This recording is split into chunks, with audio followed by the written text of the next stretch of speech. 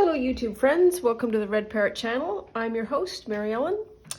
This is a roundup video of the dyeing that I did with the Rooibos tea. And general comment, would definitely do again. The paper comes out super lovely brown. So let's get after it without any ado. So this is their envelopes, in case anybody on the channel is unfamiliar with what an envelope is. That was me being silly. These turned out lovely. They started out a lovely sort of a creamish color, but this is just a wicked great brown. We've got those. We've got some coin envelopes that started off as brown paper to start with, so they really didn't get any further color. These became yellow because they took sort of the initial tea dye that I'd had, and then they over dyed, and now they are yellow, which is amazing. I love it, love it, love it, love it. Love that watermark that's there. So this is thrifted paper, and it is super posh. You look at the proper deckled edge that's there. Very, very high quality paper.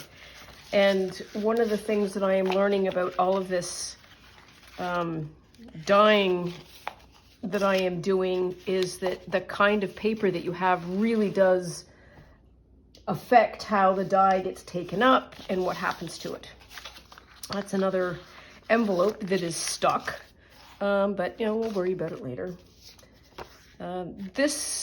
So in some of these sheets, I think you noticed the last time I showed it to you that I had taken some of the Tim Holtz ink spray, that's the water-based stuff, and sprayed it over, and this is sort of what the result is. And I guess the dye sort of bleeds ever so little, and you're sort of left with some purple dots, so there's that. Couple of window envelopes. These turned out really nice, like this one. And again, around the edges, there is a certain amount of concentration of the dye, and I want to do a wraparound with that. The other thing that I noticed is that heat. Once again, not to anybody's surprise, I fundamentally lack patience. Or as my friend's dad would say, I have a lot of patience, I just use it up quickly. I am 100% team use it up all at once. So this is crinkled because the tea was still warm when I did all of the dyeing. But you can see here as well, there is the concentration of the dye, so that's kind of fun. What else did I do? I did some of these, which turned out kind of nice. Definitely not white anymore, so that's kind of fun. Some more stuff here, also very strong team yellow. Team yellow, team bleeding into brown. So these are just some photograph box file cards. Got those. More photograph file cards, and these are a little bit thicker, but these also dye up kind of a yellowy brown. 3x5 cards, pardon me, turned out generally pretty good. Oh, that goes there. Different brands, I think, are dyeing differently, and you can also see the bleed off. I probably had this sitting like this. That one goes there. That one goes there. So these are older cards, I think, and these are the younger, cheaper cards. But again, interesting color. I'm enjoying it as sort of like a yellowing as opposed to a browning. Music page. Another music page, really lovely. It's turning out okay. These bingo cards did not take up any dye, well, I shouldn't say any dye whatsoever, but very weak take up. And I think it is whatever the coating is on the top of these bingo cards just did not take it all, but that's okay. We got lessons learned with a whole bunch of these other ones.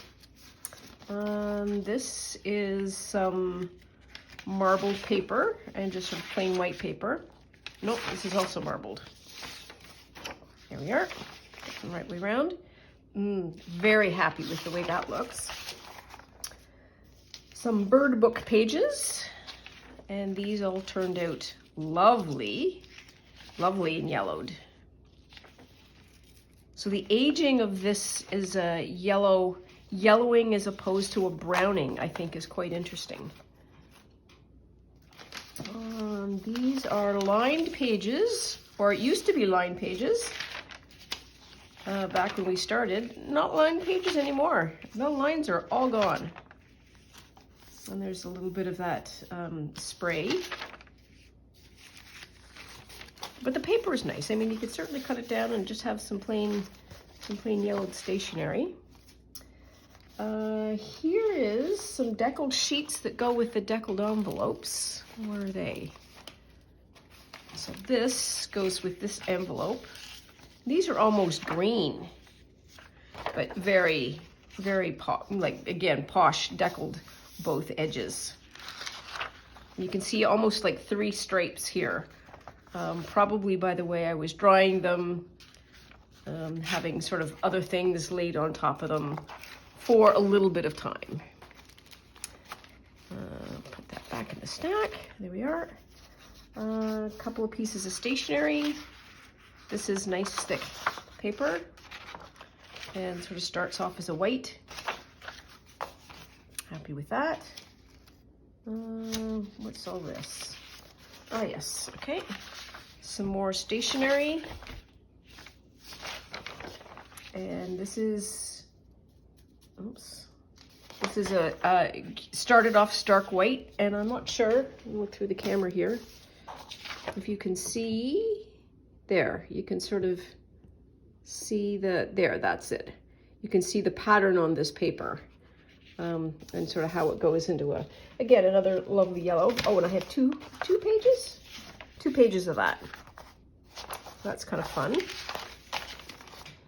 And this is, oh yes, I like this paper. So this is upside down, possibly? It's upside down. There we are. Beautiful.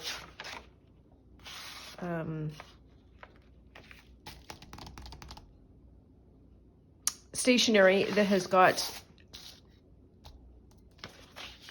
an imprint on the back.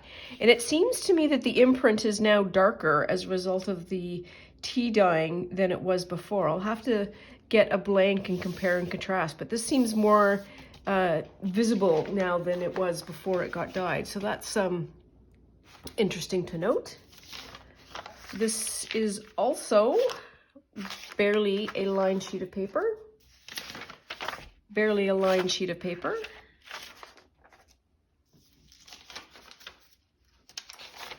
More lined sheets of paper that are lined no more. I'm still stacking them in their spots. This is paper that, this might have been white. I think it was art paper because it's, you can, what do you got, serrated? Not serrated. Hole punched? Nope. It's where you can tear, like it's a tear off seam. That's what I'm gonna say. And this also had a bunch of the dye sprayed on it, but the dye went from brown to this purple color. Kind of fun. Oh, some more deckling, got more paper. And again, just really funky color, like a tremendous look of age to it. This is a card. I should fold up into a card, but I'm just going to probably use it just as a piece of stationery. That was a onesie. This is a bunch of graph paper. So we have teeny tiny graphy graph. And this is larger graphy graph. This, when I was dyeing this, I didn't take much care to make sure that the tea had spread completely over before I put a page down. So it kept a lot of the actual graph paper ink, which is fine by me. Looks lovely. Looks kind of yummy. This is, ooh, this turned out really nice. Look at that yellow. So this is a day timer that's sort of a do-it-yourself day timer. Not day timer, bullet journal. And different kinds of pages. So these are the to-dos on one side, and I got these because they looked very label-like. And sort of more label-like. More label-like. And then habit tracker. And what's on the flip side of this? Oh yes, just a month. So some fun sheets there.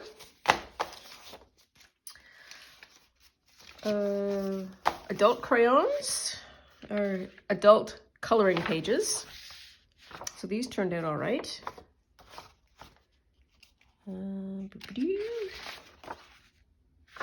Upside down. Here. Here. I like this one. I think it goes this way. Yes. This isn't much to write home about, but I like that they came in like 4 squares that are sort of small. And some lovely orchids. The duck. Cindy, if you're interested in the duck, it's yours. Though I think you're probably long since finished the Keeper of the Ducks journal. So Cindy at Studio Lou has done a new digital kit that is really beautiful, and she has a journal as an example of how to use it. And it is women sort of goddesses whose job it is to be the goddess of ducks, which makes total sense to me. Because, and I'm not making that up, there are people who are keeper of the swans in Stratford, and there is a royal keeper of the raven, a raven master at the Tower of London. So there are jobs where your job is to keep birds. Some nice owls and a couple nice other birdie birds. And last sheets. So these are the, what do we call these? Counting sheets? I'm not counting sheets. You count on them though. Ledger sheets, there we are. This is the ledger sheet that I didn't touch this die round because it was more than well enough messed up, and it's almost lost its green really. And there is the last one. So another batch. I would say this is successful. I am going to call this would do again. Strong 8 out of 10 for Rooibos tea. And I took the tea, about 6 bags or so, boiled it as per usual, and then used that as a tea bath. And so there we are. Alrighty, so I'm going to turn the camera off, and I'll probably reset. And I need desperately to work on my coffee journal because I haven't done any journal work in about a week and a half, if not 2 or 3, because I have been so busy boiling and dyeing and creating paper and not using any of said paper. So that's the update on how this all went. As usual, please like, subscribe, and throw a comment down below if you want to say this about that. Thanks so much, and we'll see you real soon. Bye now.